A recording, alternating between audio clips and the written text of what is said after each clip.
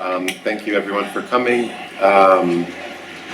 First of all, I need to acknowledge that today is the anniversary of the Algerian Revolution, which after 130 plus years of fighting against settler colonialism, expelled their colonizer and gained their independence. And Algeria has long been one of the struggles that we look to in Palestine as a model, and a struggle that we take a lot of strength and courage from, that no matter how long it takes, in the end, we will win our freedom, and then the struggle will continue to win everybody else's freedom as well.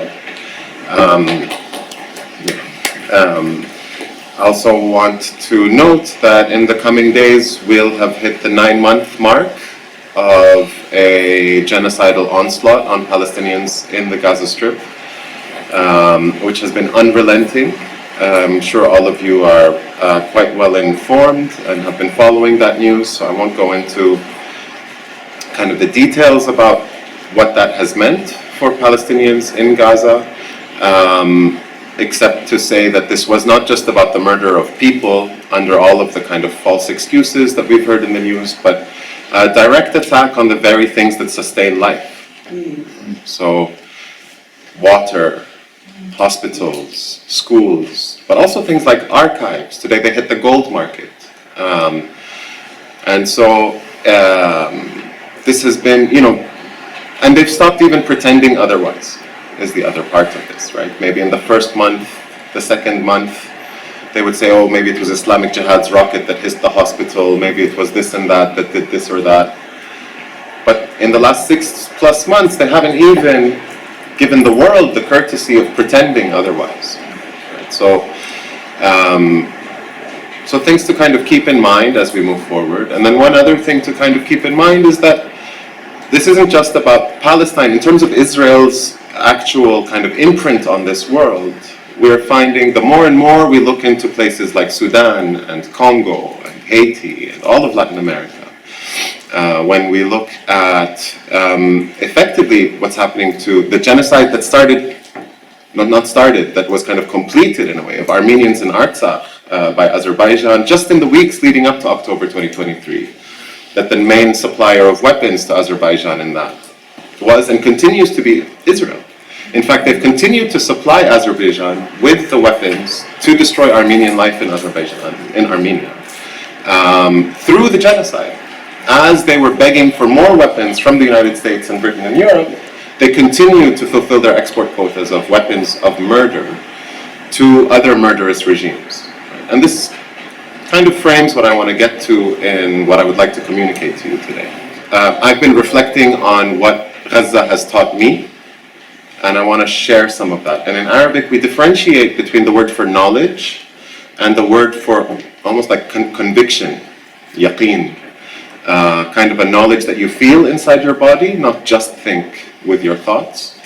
And I think, to my shame in a way, that there have been things that Gaza has expanded for me from knowledge to yaqeen, to conviction. And I wanted to share those with you as a basis for a conversation. The first of these is the notion of genocide. I was one of the people who really pushed an apartheid analysis of Israel for a very long time. I was one of the people who started Israel Apartheid Week. I was one of the people who wrote the kind of legal analysis of why we would call it an apartheid state, and so on and so forth. And was quite resistant to using the term genocide. In a way, I was falling into that trap that kind of, genocide is this sort of hallowed kind of notion, and that we need to be careful not to fling things around, even though I always knew, and this was at the level of conviction, that what the Zionist movement has aimed to do historically in Palestine, and they were very clear about it from the outset, was to empty Palestine of its indigenous inhabitants. They were always clear about this.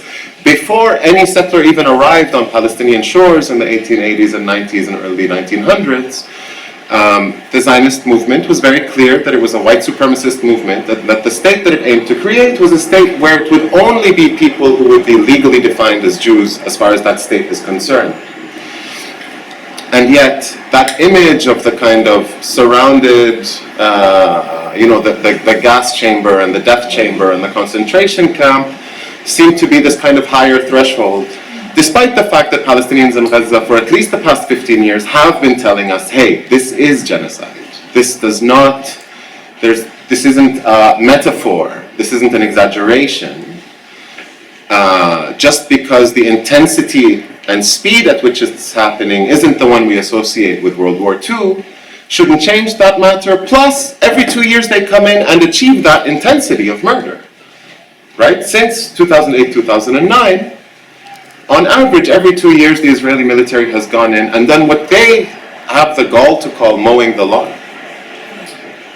I think since October, obviously, this is the new standard by which we judge genocide. And Zionism is that new word that we use when we're reaching for absolute evil. The second thing, and related to this, is that, like I said, from its very beginning, the Zionist founding fathers, and they were all men, were very explicit on what their project was. Right? They were very explicit on who their philosophical underpinnings of Zionism, where they were drawing that from, and they were drawing it from the same people that the Nazis were drawing it from, the same people that the EDL draws it from, the same people that say France for the French, or Germany for the Germans, or England for the English. Those same body of thoughts that sees the world as divided into types of people, and says each type of people are entitled to their own kind of geography that they call their nation state, and on top of that are entitled to want some notion of purity in that society, which means that people become classified as impurities that need to be cleansed from the body of the nation. That's what Zionism has been all along. And they've never hidden it. And they didn't stop saying it, whether through their words or through their actions. Right? Whether it's from the beginnings of the Zionist movement, whether it's the beginnings of Zionist settlement in Palestine, whether it's the Nakba of 1948 and onwards, and the forced expulsion, again, at different speeds and intensities, but it never stopped. For the past 76 plus years, it never stopped. Whether in terms of land theft, in terms of forcing people out of where they live, or in terms of making life so unlivable that people would be forced to leave. That has not even slowed down. That has been ongoing for 76 years. And I think it's a testament to the power and resilience of the Palestinian people that we're still around at all. But again, that's not because there's anything exceptional about us. We are just regular folk. Right? This is not the time to be kind of lionizing and heroizing and superheroizing Palestinians, because what that does is also kind of dehumanize us. Right? It also turns us into these exceptional beings, which we need to kind of watch out for and not do. However, as this form, we need to call it what it is. We need to call Zionism what it is. It's a form of supremacist thought. It's actually a white supremacist movement that has then brought in non-white elements. The white supremacy in Zionist thought is unmistakable, whether in thought or in action. Only after the establishment of the State of Israel did it begin to look for non-white Jews to bring into the country. And that was purely for pragmatic reasons. And those Jews who were brought in from Arab countries and from other parts of Africa and Asia were treated like filth, right? Until the late 1970s, if you were a black Jewish Israeli or a brown Jewish Israeli, you were immediately treated as a second-class citizen. Your children were stolen from you. If you came in with any kind of works that you had worked on, those were taken from you. You were sprayed with DDT because you were infested, you were some kind of animal, right? And that's yet another stain on the history of Zionism. Not to mention the stain on the history of Zionism, which took the Jewish population of our region and turned it into outsiders, right? Jewish people who've been part of our social fabric for centuries and millennia were immediately, as a result of Zionism, as a result of this white supremacist ideology and political movement, were turned into people who were suspect in their own societies. Right? And this is something that for me is entirely unforgivable, on top of everything else that's been unforgivable. But we need to name it what it is, which is fascism. It's a form of fascism. Right? And I challenge you to give me a definition of fascism that's not the fascist party of Italy in the 1920s, 30s, and 40s, right, which is a historically specific one, but any kind of definition of fascism to which Zionism would not fit. It is a fascist ideology, and there's a fascist movement. And as with all supremacist fascist movements, there is no negotiating with it. There is no trying to convince the fascists to be less fascist. There is no possibility in which we're going to lobby fascism into something that's not fascism. The only way you deal with fascism is by defeating fascism. And the only way that we can deal with Zionism is by defeating Zionism. And this is, I think, the thing that Gaza has taught us more than anything else, is that this is not something where we find a solution in stages. This is not something where we find some temporary accommodation and then deal with the rest later. This is not something which we can deal with piecemeal. This is a fight until Zionism is defeated and eradicated off the face of the earth, together with every other supremacist fascist ideology that's out there. And if we're not clear on this, that this is what we are part of, then we end up committing the same mistakes of the past, right? This is the historical mistake that the PLO committed by accepting the Oslo agreements, which transformed our liberation movement into the first line of policing to defend the Zionist movement, right? All the Palestinians in the West Bank who emerged in protests in the last 9 months, who was the military that came out and smashed their heads in and put them in jail? It wasn't the Israelis. It was the Palestinian Authority police. Right? What have we seen the Palestinian Authority do, for example, for the Palestinians from Gaza who ended up in Egypt, imprisoned in their own hospitals? Nothing. Right? So just so you know, the Palestinian Authority, the Jordanian regime, the Egyptian regime, all of these regimes, thanks to US empire, thanks to the power of the Israeli military and so on, we can analyze what led them there. But the Palestinian Authority, the Jordanian regime, the Egyptian regime, the Gulf states, all the people who signed Abraham Accords and normalization agreements with the State of Israel, have all effectively volunteered themselves as the first lines of defense for the Zionist movement and the State of Israel. And so when we talk about the defeat of fascism, we need to understand that it extends to fascism's allies.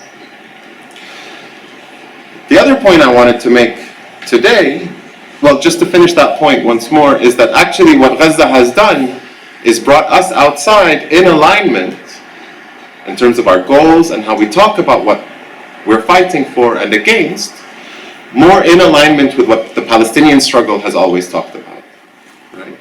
Which is liberation, which is revolution, which is centering of our political prisoners, right? And which is return. And ultimately, our struggle has always been a struggle about return. When we think about Gaza and who's fighting, right? Gaza is more than 2/3 refugees, the vast majority of whom live a 15 to 20 minute drive away from home. Right? In 20 minutes, we solve the Gaza overcrowding issue. The only reason they're not allowed home is that under Israeli law, only Jews are allowed to enter, and Palestinians aren't classified as Jews under Israeli law, right? This is the kind of, you've heard about apartheid, you know this already. And I think this is the time for us to kind of have that bravery and have that courage to speak like Palestinians speak about Palestine, right? Not to find this accommodation language and try to harmonize with international law and use that as kind of the ceiling that we use, and instead do what every successful liberation movement has ever done, which is think about what the demands of that movement are, and then think about all of the tools and all of the means that are necessary for achieving liberation, right? So long as those are just and moral tools. The kind of big point I wanted to get to is that what the last 9 months has shown us, and what Gaza has shown us in the last 9 months, is that it's not just the Zionist regime that's a fascist regime. What it's shown us is that all of the regimes pretending to be liberal democracies, and which we still operate as if they are liberal democracies, and I'll get back to this point about our performance of liberal democracy here in Britain, is that as soon as there's a threat to the actual interests of these ruling classes, they immediately revert to their own fascism. They take off the mask. Right? If you're poor and racialized, you already know this, right? You already know this because many of your friends and family and neighbors have been brutalized by the police and have been put into jails and have been forced into poverty and have been forced into remaining in poverty, right? But for the rest of the population, we get to live our lives as if we live in a representative liberal democracy, right? We just had the performance of liberal democracy last night. And it is this notion of democracy in which the citizen, one day every 4 or so years, goes into some polling station in their neighborhood, does this, and then this, and we call it a democratic process, right? There is an absurdity to that, but obviously that's not all that liberal democracy boils down to. Liberal democracy also talks about kind of voting in people that are then responsive and listen to the will of the people. It also talks about a media that acts as a kind of check and balance on these representatives and the executives of the state. And it talks about a judiciary that also acts as a kind of check and balance on all of these systems. And on every single one of these metrics, these liberal democracies have failed entirely. The most egregious has been the media on some level, right? Where there's been a war not just on Palestinians, but a war on grammar and syntax, right? Baby's head finds bullet in mid-air and explodes, kinds of headlines. The use of the passive voice kind of taken to the extreme. There are no actors here when Palestinians are killed. If an Israeli cuts their finger, then Palestinians are immediately an actor, and we rediscover the active voice. But more kind of fundamentally is the way that actual politicians and executives and ministers and police forces have behaved. Very systematically. The person that was elected as effectively this country's next prime minister has repeatedly said on television that what Israel is doing is completely acceptable and within the bounds of what a state is allowed to do to quote-unquote defend itself. And so we have these problems, and I don't know if you remember, but in October, November, we had ministers talking about the police going and hunting down people who were engaged in protests because somebody wore a parachute emoji on their backpack or something, right? Three young women were charged under the terrorism laws for carrying a sticker that's on every single one of our phones, an emoji of the parachute. One of whom was from Gaza, and was dealing with trying to know if her family was still alive as she was being hunted by the police and figuring out how she was going to deal with a legal battle where she was going to be charged under the terror laws. And so this facade, this lie of liberal democracy is being shown to be the lie that it is, right? Where these states are prioritizing protecting their interests and their alliances with the state of Israel, which even the International Court of Justice, all of these kind of international bodies that tell us, like, here are the rules, here's how you're breaking these rules. So even under their own standards, even under their own bodies that are supposed to monitor these things, being told this is a gross violation of everything that would be considered the norms and international laws that are supposed to make this world livable, especially in the context of war. And yet these politicians doing everything they can to silence protest, to defend Israel diplomatically, to fight any kind of demand for a ceasefire, just a basic kind of stop killing people ceasefire, in the context where everybody knew that the equation on the ground in Gaza was one in which the resistance was targeting solely military targets, and the Israeli military was taking it out as revenge on the civilian population and the infrastructure sustaining civilian life. So for every Israeli soldier killed, the Israeli military would target intentionally hundreds of Palestinian civilians. Right? For every tank that the resistance took out, the Israeli military would take out a civilian neighborhood. And once they finished reducing all the neighborhoods to rubble, they started going after the tents in the places where they told people to go to be safe, like in Mawasi outside of Rafah. So this is the cowardly fascist military that we're talking about. And then we have this cowardly international response, which was not just to give it the impunity, but actually to physically arm it, supply it with funds, restock it with the munitions and bombs it wanted in order to continue the destruction of civilian life. And now more and more we're finding out actively participating in the espionage and actual carrying out of the military missions as part of this genocide. And I think what this teaches us, and we could have known this already in November, but now there's just no question about it, is that this is a global fascism that we're talking about, not one fascist state and its global backers, but actually a family, a kin group of fascist regimes. And we see them all in alliance with one another. We see Israel's closest friends are Azerbaijan and India and Germany and France and Britain and the United States and Canada and Australia. The settler colonies and the countries that are closing up any room for actually saying we're still a liberal democracy, and the countries that are effectively announcing themselves as military fascist regimes like Azerbaijan. And so we have a kin group. They are one. They behave as one. And as far as I can tell, they effectively see themselves as a kind of house of cards, where if we allow any one of these cards to fall, the rest of the edifice may shatter. And that would be unacceptable. And so we see this kind of vociferous, this, sorry to use this word, but like hysteric kind of response in defense of this special ally, the State of Israel. For fear, I think, partly, of if we let this one fall, what happens to us next? And this works in both ways.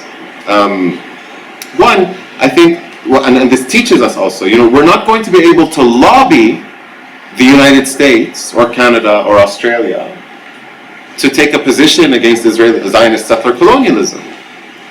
I mean, it would have been laughable before anyway, but now we know, and of course we know why. In addition to everything else, if the United States were to say that settler colonialism is wrong, what's left of the United States? If Canada or Australia were to say that settler colonialism is wrong, where does that leave them?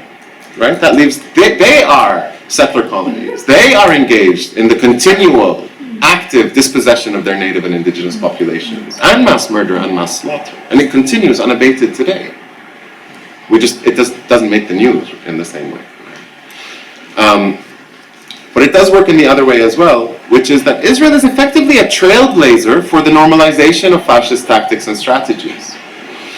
About 12, 13 years ago, actually, I think it was on the same tour where we first met, after we launched the JNF campaign. I was in a hotel room and I opened the news, and it was a show on BBC called Hard Talk. At the time, the host his name was Tim Sebastian, so it was called Hard Talk with Tim Sebastian, and he had the Polish foreign minister on, and he had a bunch of hard questions for the guy, and then he asked him, so Poland had one of the most regressive migrant and refugee systems in the world. They basically had a system where any refugee coming in would immediately be imprisoned, and then from prison they would submit any paperwork, and then they would go through the determination process and most likely be deported, but then if you met a certain threshold, you'd be allowed out of the prison and into the general population. And so Tim Sebastian asks the Polish foreign minister, why is your immigrant refugee system so draconian? Why is it so regressive? To which the Polish foreign minister said, we modeled it on the Israeli one. To which Tim Sebastian's response was, okay, next question. Israel basically trailblazes, right, pioneers, techniques and tactics and strategies and modalities and ways of oppression, of brutalization of people, right? Whether it's types of weapons, whether it's how you use them, whether it's biometrics used at border control, whether it's the use of kind of walls and towers, right? If you were watching the news during the occupation of Iraq in 2003, and then maybe watched a few years later, you began to see those same cement slabs all over Baghdad, right? These same tactics are effectively pioneered by the Israelis, tried out by the Israelis on the Palestinian population, and then marketed to the rest of the world. And it works both as a marketing thing, right? So the Gaza Strip is effectively a major military showcase for the Israeli military industry. So every time they come up with new toys, They showcase them in the brutalization of Palestinian life in the Gaza Strip. And this effectively acts as a marketing campaign. You too can have this power for your colonial ventures or for your policing within your borders. You too can have this technology of border control. You too can have this technology of how to brutalize prisoners. Right? So these are kind of gadgets and techniques. But another thing that Israel does, and here this issue of the way the Polish law works, because what Poland imported in the example I gave was not an object, and it was not a technique. It was a set of laws that are actually in violation of international refugee law. But what the Polish minister was effectively saying was, if you come after me for this law, you're coming after Israel for its law as well. And to which the rest of the world's response is, okay, we'll back off. Okay, next question. What Israel does is it effectively takes what the law allows and then pushes it.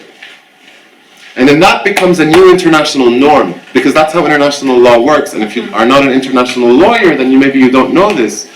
But we think of international law as things like the Geneva Convention and the Convention Against Genocide and Apartheid and so on. But actually a major bulk of international law is what's called customary international law. And in many ways, customary international law can trump any other kind of international law. The way that customary international law works is what have states done before and gotten away with, right? And so so I'll give you this hypothetical, which is not so much a hypothetical, unfortunately. It's very much a reality.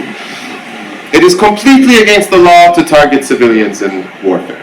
It is completely against the law to target religious sites in warfare. It is completely against the law to target hospitals in warfare, water facilities, the infrastructure that sustains life. You're not allowed to target it. Israel has targeted it. If it's allowed to get away with it, this actually becomes a precedent in customary international law of, well, Israel did it and got away with it.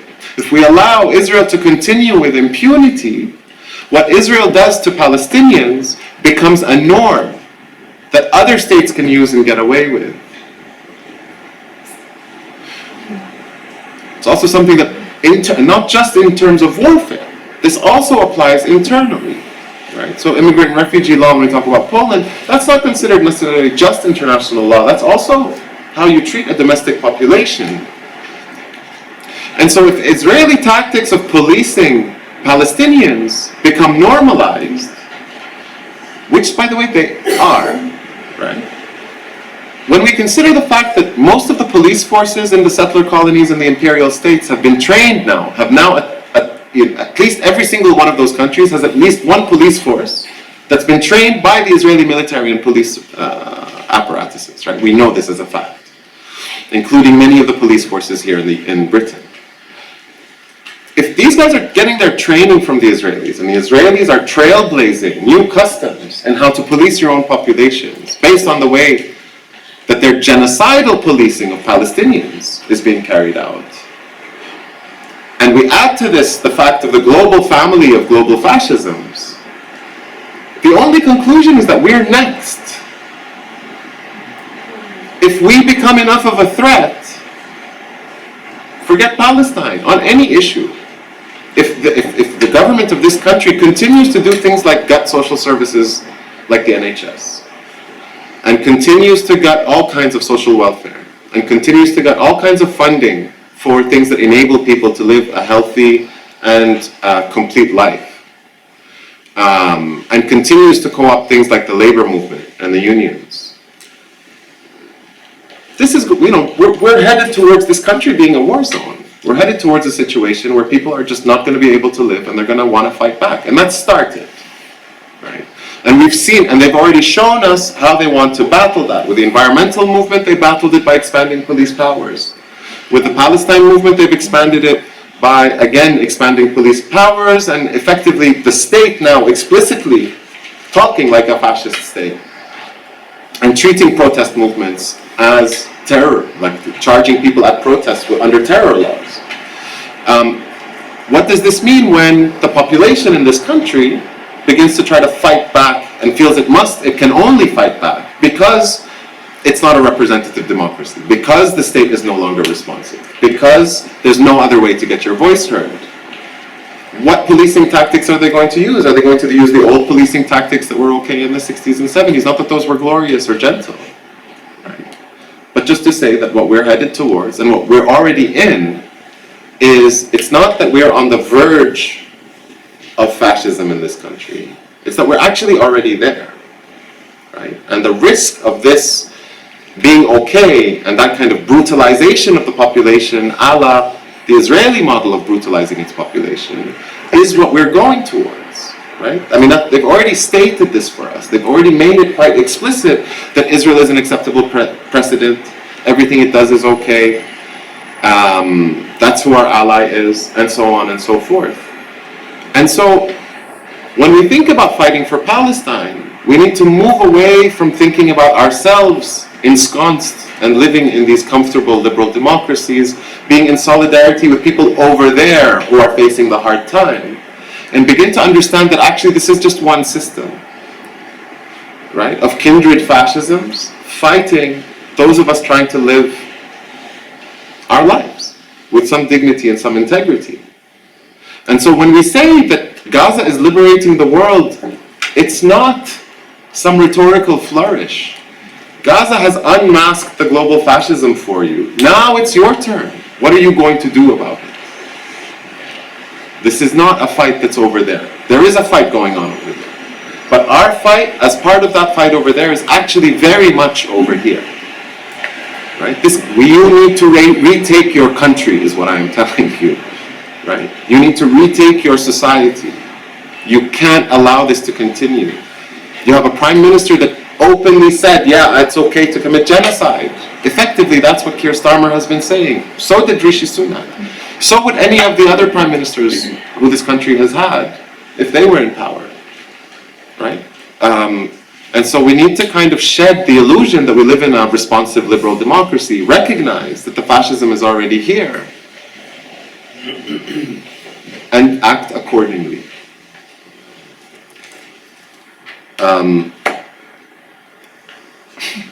It's not pretty, right? It's not a comfortable reality to recognize, but the sooner we recognize it and the sooner we organize on that basis, the sooner we're in a position where we are fighting the real fight that's before us, right?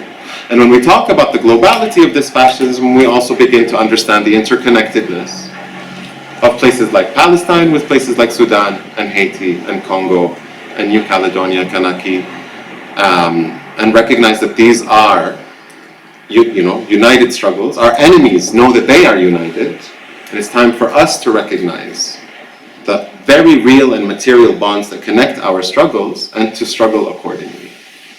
And there, I'll leave it to you.